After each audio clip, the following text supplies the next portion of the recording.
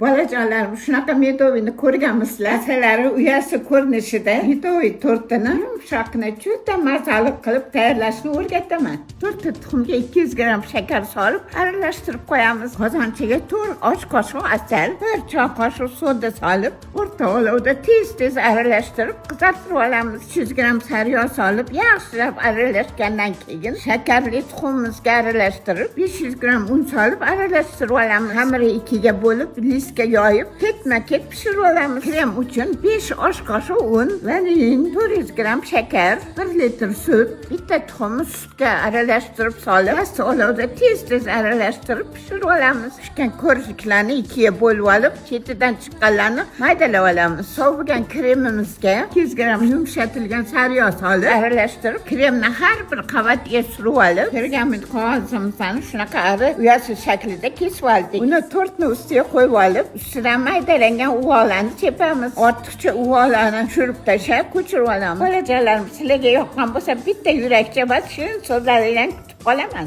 Bismillah.